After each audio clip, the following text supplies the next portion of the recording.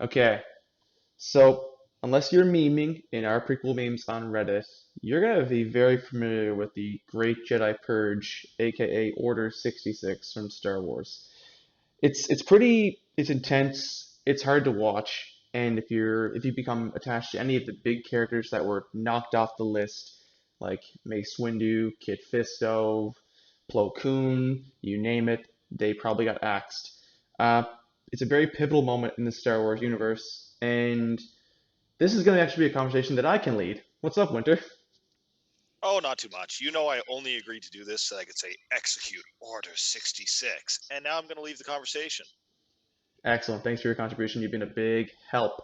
So, okay, you're familiar with it. You've watched Star Wars. You've probably played a few of the games. You've watched Clone Wars. You may have watched Rebels and maybe The Bad Batch. No, I have not watched Rebels. I have not watched Bad Batch. I watched the Clone Wars, and I've watched all of the actual movies that made the big screen. Um, Okay. and I think I've done a few of the comics that they've semi animated on YouTube. Yeah, And I, almost like I know there's shorts that are on YouTube, and those are pretty interesting. yeah, so I mean, I guess I'm not a complete scrub when it comes to Star Wars, but I certainly don't have the addiction issues that are apparent when you're speaking. Huh, I take that as a compliment. Also, fuck you. Shouldn't. Beat you to it. Yeah. Okay, Okay, so so let's give some background for Order 66. This actually is rooted very early on in the birth of the clone army. So, if you can recall back to episode 2, when Obi-Wan went to Kamino, which is the cloning planet where they make the clones, he met with, I think, the prime minister of the planet, and they mentioned this guy named Jedi Master Sifo Dyas. Now, in the movie, you find out very little about him other than the fact that he was killed almost 10 years ago. Now, history about him. He was actually on the Jedi Council, and long story short, he got a vision where he saw the Republic would be in dire need of an army to defend them against droids or the Sith or whatever. So he brought this knowledge to the Grand Council of the Jedi and on not Korriban, Coruscant. Funny how they sound similar. Anyways, he brought this to Yoda and the Grand Council, and they rejected it, got rid of him off the council. They didn't trust him. They thought he was kind of a rebel or somebody who couldn't be trusted or went too much on his visions. But aside from that, he still took it upon himself to prepare the Republic as best he could within his power. He went to this cloning planet, met with the Kaminoans, and he basically got a contract developed for them to develop and create a clone army. And one key thing that they actually introduced in the Clone Wars, I believe, as the first place, is a what is a microchip. And this microchip was created by some person, and it was basically going to make the clones uh, basically fully compliant and listening to their Jedi Master commanders or Jedi commanders. Uh, what ended up happening here is Count Dooku defected from the Jedi after Qui-Gon's death. He didn't believe in their cause. He wanted to take action and ultimately revenge against the Sith for killing his Padawan and friend. And this led to him joining up with Darth Sidious, aka Emperor Palpatine, or Chancellor Palpatine at the time. So they got wind of this clone army. And long story short, they killed Sifo Dyas. They swapped the microchips to make them basically be fully compliant and ready to kill at a moment's notice, fully obedient, basically bent to the whim, almost no control over themselves. And that microchip is what we see in full effect during Order 66. It's why when Emperor Palpatine signals, say, Commander Cody, when moments earlier Commander Cody was being buddy with Obi-Wan and giving him his lightsaber, he then fires on him on Utapau, and what they think he killed him. So let's start there. What are your thoughts? well, I actually have one question from fairly early on in what you just said. I am wondering about why the Jedi Council had such problems with visions. I thought, especially Yoda, had a tendency to rely on feeling the Force and feeling however you want to describe it. I'm not the biggest Star Wars buff, but um, I guess basically feeling what's coming through the Force. Why would it be considered weird that this character is coming to the council with effectively a vision of the future?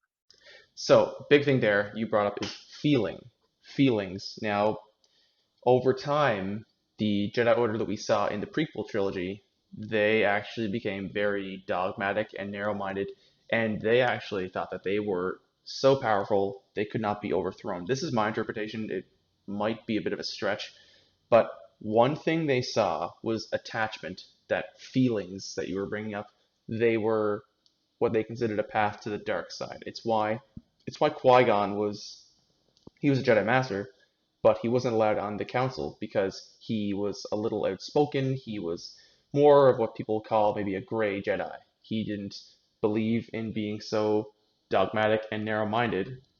That's why he took on the choice that the council didn't support to train Anakin. So we see feelings very strongly in Anakin as he gets older, where he has visions of his mother being captured by, Tusken Raiders on Tatooine, and when he sees visions of Padme dying. So the big thing there, visions. When Anakin confronts, I guess, turns to Yoda for advice and guidance because he is the Grand Master, uh, he tells him that visions are basically hard to trust, they're very fickle, and the Force works in mysterious ways. So, while you might interpret a vision as meaning one thing, it might mean something completely different and could change, kind of like, a butterfly effect. You make one small change and it has a cascading effect on everything. So, they learn to not trust those visions. Probably probably wisely so. I mean, they can be pretty fickle, and if you do something, what could be in their greater need of a grand army, there probably could just be a minor skirmish. So Okay. yeah, they Okay, didn't. that makes sense. My second question: these chips. Was there Mm, any effort put into the story over the fact that, at least as far as I could tell, the design of these chips would not be a Sith exclusive effort? I don't imagine the Sith could design and produce and mass install these chips without someone being aware. Um, well, as far as the Kaminoans actually knew, they were just like they were the contractors. They didn't know. They assumed they were still working for the Republic, and from that point of view, the Republic is what was maybe considered wrongly the good guys, the good team. As far as the sourcing of the microchips and their malintent or Sith origin, nothing. No, I don't believe there's any I guess detail from that other than Count Dooku or Darth Tyrannus, him actually making the swap and telling the Kaminoans use this new microchip. Maybe it's better, blah blah blah, whatever the argument he provided. They then swapped it out. I don't think they went into the fickle, the minutia of how they source the chips, but it is assumed that they had enough to supply for, 200,000 with a million more well on the way, lots of them.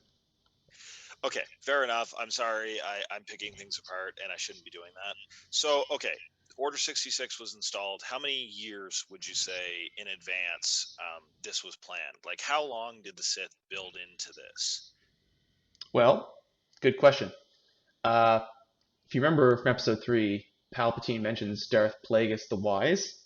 So basically, around the time of the Phantom Menace, that's when Darth Plagueis is killed. Darth Plagueis gets visions, and maybe there's some input from him and Palpatine, for the creation of Anakin. That aside, there was this long plan to get a mole into the Republic Council, not the Jedi Council, but like the Council of Politics. I forget Right. what it's called. But Palpatine, being royalty from Naboo, he was able to weave his way into Naboo politics, become Chancellor for Naboo, and then work his way up the chain through manipulation and, well, I guess maybe indoctrination on some levels. Um, but that was their plan. Okay. Uh, I All actually right. forget. I actually forget. I'm so friggin' forgetful. I forget the root of your question, but did that answer it? You did. I was asking how long it took them to plan this out because to me, Palpatine was always a big question, and I know that's not what we're going into today, but how Palpatine managed to get to where he was, and why, I guess the question of, since even the Jedi were basically loyal to Palpatine, Yep. why exactly he felt the need, besides Sith versus Jedi, why he felt the need to wipe them out. I mean, they were pretty much his free foot soldiers as long as they didn't figure out who he was. Pretty much. But if you think, I don't know if you've read the Darth Bane trilogy by Drew Karpyshyn. Essentially, I have not. the TLDR is Darth Bane creates the rule of two, and he basically starts the Sith's long campaign to eventually overthrow the Jedi and take over the galaxy. That's over 1,000 years in the making. It's 1,000 years before Episode One, and that builds up to the point where Palpatine basically flips the switch and orders Order 66. So it's a slow burn. They're slowly building their power and secrecy, only getting discovered a small number of times, and then escaping with their lives. But just from what we see in the prequels, that between Sifo Dyas and then Order 66, that's about, I would say, 13 years. Okay. Yeah. All right. So that kind of answers my questions to this point. Feel free to carry on with the story. Okay, so we've established that the Sith have now put microchips or changed out the microchips within the clones to make them fully obedient and kill the Jedi on a moment's notice. So we actually see, uh, well, representations of this in the Clone Wars TV show where a malfunction happens. I forget the name of the clone. His name may have been Tup or Tups, but he ends up actually betraying his Jedi commander, and it's played off as like a sickness or some kind of battle fatigue or something, and he gets rushed back to Camino for analysis. And then there's a whole side plot where Tup discovers the presence of these microchips within all of the clones, and that's going to probably lead to them killing the Jedi Masters and all the Jedi they serve. And before he's able to actually tell Anakin and Ahsoka, he gets axed by the Chancellor's Red Guard. So he knows what happens. He knows what's happening. The Chancellor has his hands in every pocket. He knows what's going to happen before they know what's going to happen. He's all powerful, all knowing. So that's when we see it in the TV show. I can't think of any other times where we see incidents where the clones actually, defect and prematurely kill a Jedi. But from there, big clone commanders, kind of like I think Captain Rex, he didn't have his chip removed, but there's stuff later on where he does have it removed, as well as a couple other ones like Wolf and I don't think Fives, but I think somebody else has it removed as well. Um, Okay, so from there, we see Order 66 be played out in several different media. We see it in Revenge of the Sith, the third movie in the prequel trilogy. We see it in Star Wars Jedi Fallen Order by EA, I think it was in 2019. We see it in uh, the Clone Wars Season 7 from Ahsoka's point of view, and also Fallen Order was from Cal Kestis's point of view, where he is on I guess, his master's command ship. We also see it I think the impacts of it at the start of the Bad Batch, where we see Kanan and his master Depa Billaba actually be taken down, and then Kanan runs away, and there's this whole I guess there's like a brief instance where they try and get him and save him, and then he escapes with his life barely. Um, I don't think there's any. There was probably mentions of it in Rebels, though I can't remember because it's been so long since I've seen it. But you see this angle where Jedi Masters are gunned down by the clones they trust, and some of them make it out their lives, like in the instance of Cal and Kanan, and Obi-Wan, uh, and Anakin actually escapes scot-free because he is then recognized as Darth Vader. So his 501st Legion fully, respects him and listens to him because he is basically working for Darth Sidious, Emperor Palpatine. And that's when you see the 501st and Anakin storm the Jedi Temple on Coruscant and wipe out the Jedi Padawans and a Jedi remaining at the temple. You see that's when he orders all returning Jedi to come back to the temple because the war is over, because Grievous is dead. Um, yeah, thoughts? So, did any of the clones resist? You've mentioned that one bugged out and preemptively attacked, but did any of them resist the chip itself, or was it impossible for them to resist the chip? Possible to ignore? So I think without actually giving specifics, I'm sure that one or two of the other clones had their chips removed, and that's how they were able to actually provide further insight and support into other clones having theirs removed, or supporting them and not listening. But the only instance I can actually think of besides Tup where he, was basically at the point where he had to comply and killed the master, Captain Rex with Ahsoka after she captured Maul, or I guess after she confronted Maul and almost captured him. Um, they're on her ship, and then Captain Rex gets the order to execute Order 66. Do you want to say it? I know you want to say it. Execute Order 66. And I will say I was actually kind of disappointed by this scene, but I'll let you carry on before I explain why. Sure, we'll get into that because I want to hear that. But so he sees it, and then I think he knows that he doesn't want to do it, and he walks back into greet Ahsoka. He's holding his pistol, and everybody else around him is also, armed and ready to go. And she's like, "What the hell?" And then she's talking to Rex, and she's trying to talk him off the ledge, and then he hesitates for a second. She whips out her lightsabers. She defends herself, and it's all like intense and emotional. Then she basically escapes. And then I think she either takes Rex with her to remove the chip so that she can see that, he doesn't have to kill her, or he runs after her and she does the same thing. What was your comment there that you didn't like that? I didn't dislike it. I thought the whole scene had good build up. I thought the moment where both Ahsoka and Maul felt the disturbance in the Force as Anakin went over to the dark side, I thought that was all very well done. And I even thought the betrayal by Rex was. I thought once the scene got going, it was well done. I thought when he pulled his gun on her directly after he was told to do Order 66 was well done. The only part that I have a little bit of hesitancy in saying was well done. I want to say the scene was very well done. It was beautifully done. It was a moment of dread that you wouldn't usually get from a cartoon. But, and I'm sorry, animated. I shouldn't have said cartoon.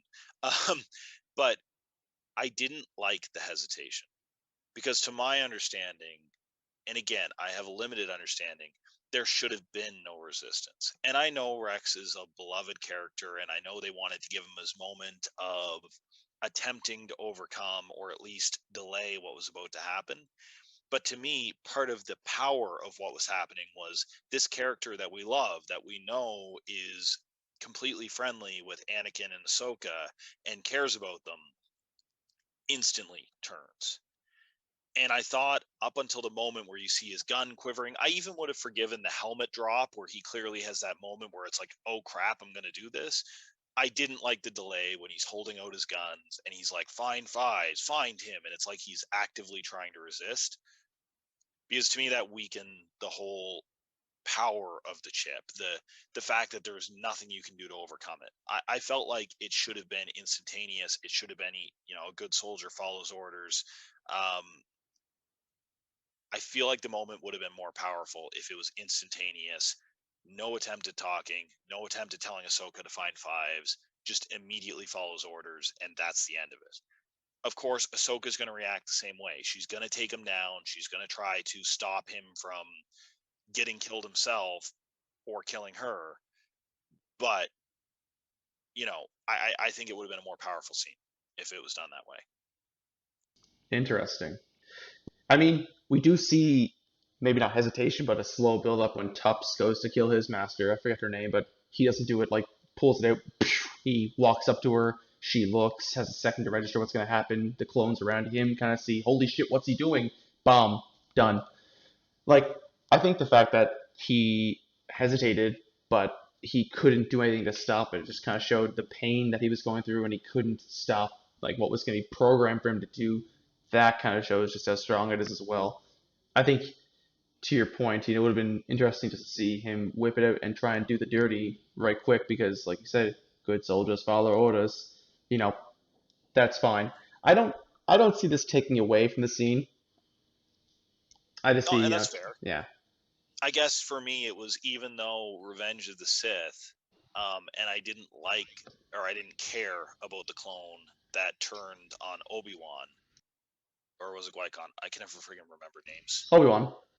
Yeah, Obi-Wan. I know I just lost any street cred I have, but I swear to God, I've seen all these things. I'm terrible with names, guys. Um, I, I thought it was more powerful that he immediately turned on him, even though I didn't care about that clone as much. I thought it was much more powerful that 1 second they were buddies, the next clone was instantly like, "Okay, I'm willing to do this." Yeah, I think that's fair. And I mean, that was probably as dark of a scene that we'd ever get in Clone Wars, which, originally was marketed for kids, but, over time they started to make it a little more mature. Like, this is probably the Right, most mature arc we've had in the show. Like, like you said, like, right, where they're talking as almost equals, where Maul is like the reject from the Sith, Ahsoka is the mm, reject from the Jedi. They both kind of have that commonality and they both rejoice and, well, not rejoice, but they both realize, oh shit, Anakin is turning. And she's like, no, I don't believe that. I think that whole scene probably built up to probably the darkest arc, like I just said, but also Rex is a guy you've been watching since season one, so I don't know. I think they could have won either way. that's fair. Now tell me about the Bad Batch, because this is something I genuinely don't know anything about. Are they called the Bad Batch because they're buggy, or because they don't have the chips that they're supposed to have, or is the Bad Batch thing completely unrelated to Order 66? So I've only watched, I think, the first 3 or 4 episodes of The Bad Batch, but essentially they are four. They're basically four defects. Like the defects are basically one has heightened senses, the other one has heightened strength. Other one has maybe tracking. One is like really apt with explosives and like demolitionist stuff like that. And then you have, I think it's Fives actually, or I forget the guy. I think it's Fives where he joins the squad as well, and they all have their own skill set. Um, so they're not genetically modified. But I'm trying to remember because I only watched the first three. I should have finished it or at least be caught up by now. Um, but I know that either they had their chips removed or they don't have them in their head because uh, they're genetically different than the typical clone. I need to double check on that, but that's a failing on me. I didn't even think of that. But yeah, that's why they're different. They can kind of think more independently, which maybe that's more related to how they don't have the chips. Although the sharpshooter, I forget his name, he has a chip in his head, I'm fairly certain. So, hmm. Okay, I didn't mean to take you out of your realm here. I just was curious. I guess my next question is I know Yoda survived. I mean, Princess Leia and Luke were not. I mean, obviously they were not Jedi, but I know of Anakin surviving, and I know of Obi-Wan Kenobi surviving. I believe in Jedi Fallen Order, you play as a Padawan who survives Order 66. But I personally am not aware of any other Jedi or I mean Ahsoka. I guess I guess if we're including Padawans, Ahsoka survived Order 66. Are there more Jedi that I don't know about? How efficient was Order 66? Did it take out 90? Did it take out 80? Did it take out half the Jedi? Percent? I think it took like 90% of the Jedi. But the thing is, what takes away is as you explain more of the universe, you kind of take away a lot of the lore and mythos and mystery. When you watch the original trilogy, uh, you think there's only just Obi-Wan left and Yoda left as the last Jedi. But in Right. actuality, as you explain more of the universe, realize, oh, hey, suddenly all these Jedi are alive, and it's questions, well, why didn't they help Luke take down Vader? Blah blah blah. Um, there's a number of Jedi.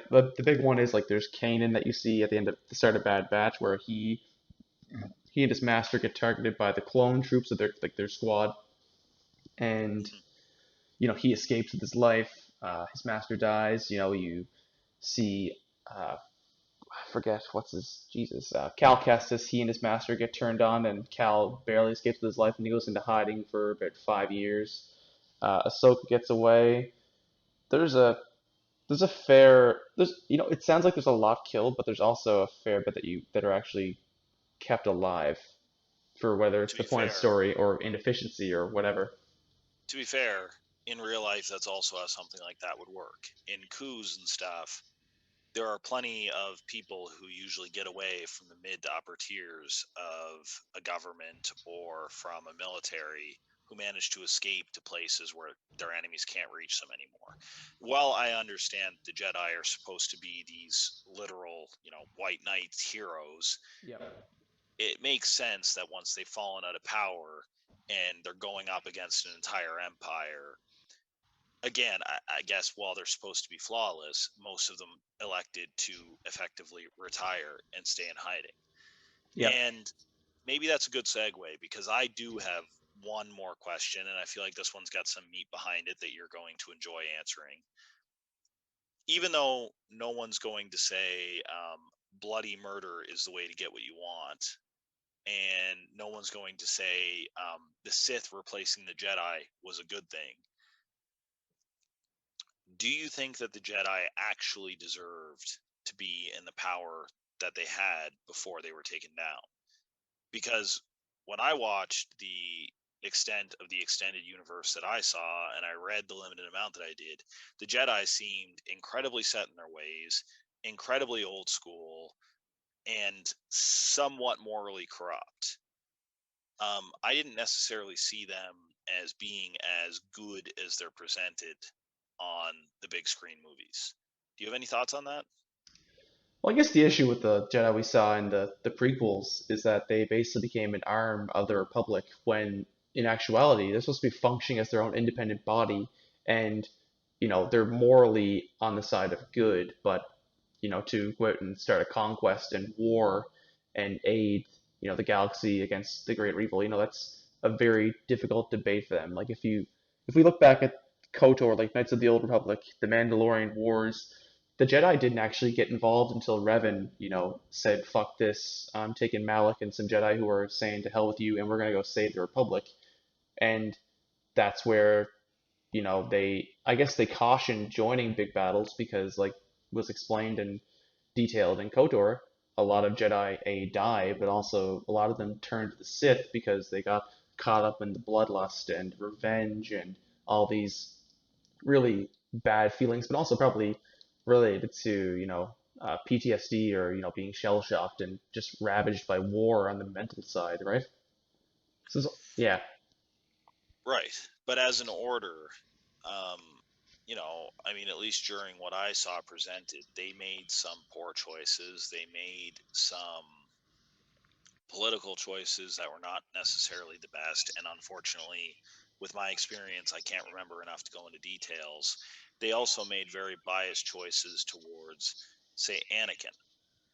Not that I'm defending Anakin of the prequels, but they had a superiority complex. They had a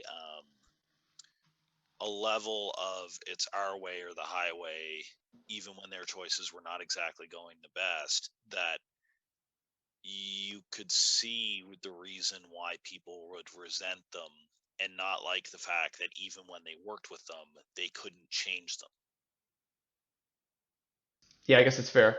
I mean, we see that failing actually because of Anakin. Say what you want about Anakin in the prequels. The shitty writing, I think, is the biggest issue with Anakin.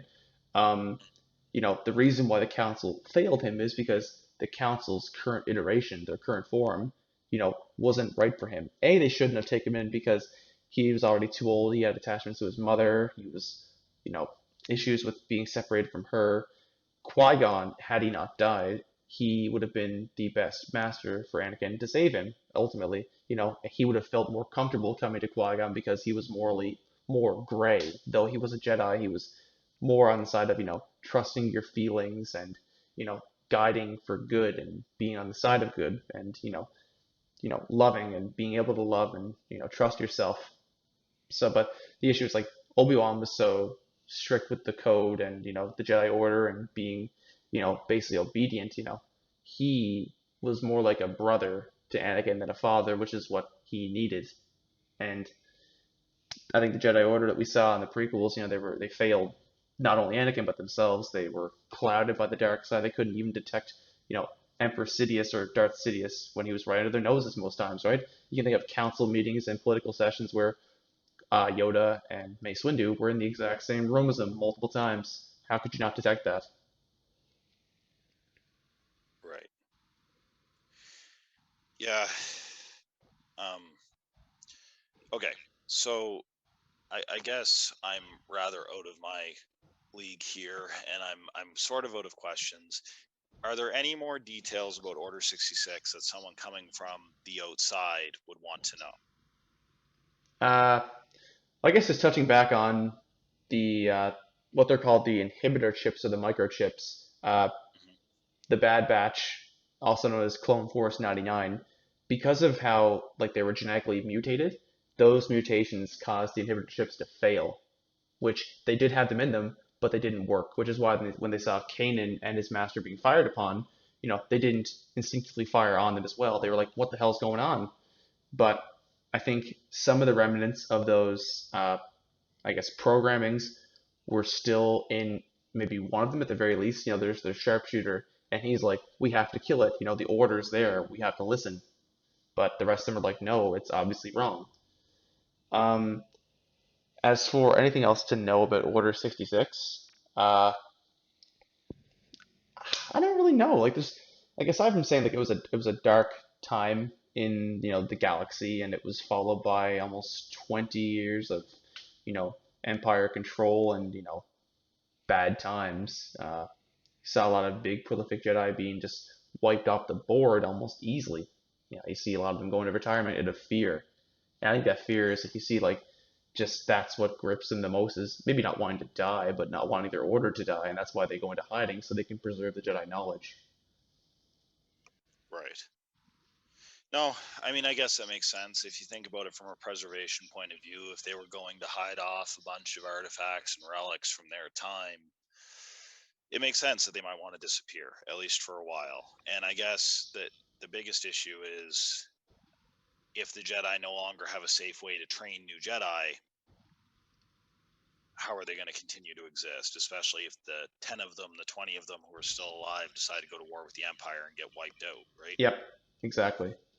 Like you think of it, like Yoda went to Dagobah, which it's a world that's just surrounded by the Force, both the light and the dark, and he wouldn't be detected there really because he would be masked. And then you think of Obi-Wan, he went to Tatooine mainly because he knew that Darth Vader would very likely never go back to a place of his past where his mother died, and he has a history of like and memories of slavery. He would be fine there, and same with Luke. Mhm. Yep, that makes sense. Okay, well, I'm out of questions. I think you've covered it fairly well. I've asked my questions. Do we want to call it for tonight? Let's call it. Let's execute Order 66 or Order 69 per se. The Jedi got what they deserved. Bye, guys.